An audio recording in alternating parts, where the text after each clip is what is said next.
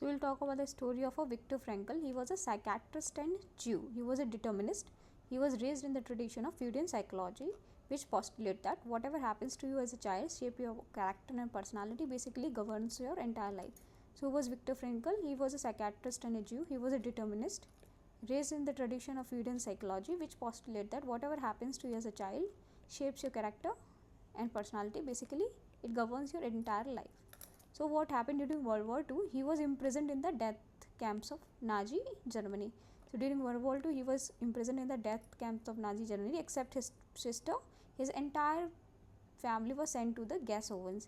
He himself suffered torture and innumerable indignities, how never knowing from one moment to the next if his path would lead to ovens.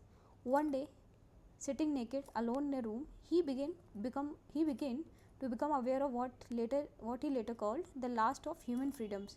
So one day, naked alone sitting in a room, he became aware of what he later called the last of human freedoms, the freedom that Nazi captors could not take away. They could control his entire environment, his body, but they could not control his response to it. So he had freedom to choose that response. So in the midst of his experiences, Frankel would project himself into different circumstances, such as lecturing his students after his release from the death camps, like he is giving his student lesson he was learning from the very torture.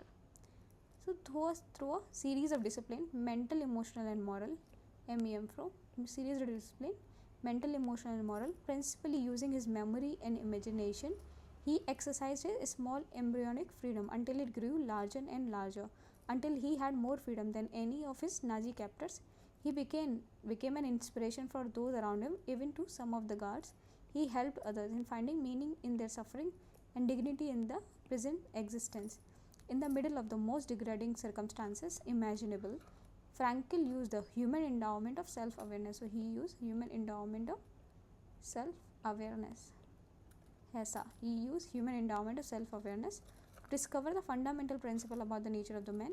Between stimulus and response, man has a freedom to choose.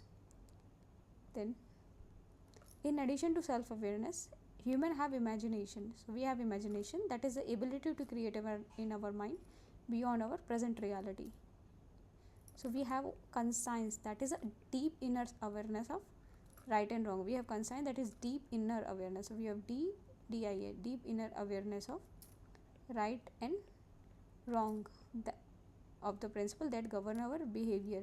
So because of our unique human endowment, unique human endowment, we can write new program for ourselves totally apart from our instincts and training. So because of this unique human endowment, we can write program for ourselves totally apart from our instincts and training. That is why animals capacity is relatively limited and man's unlimited. So that's why animal capacity is limited and man's unlimited. Between stimulus and response is our greatest power, that is freedom and freedom to choose. So it was a man's search for meaning. Viktor Frankl, 1946.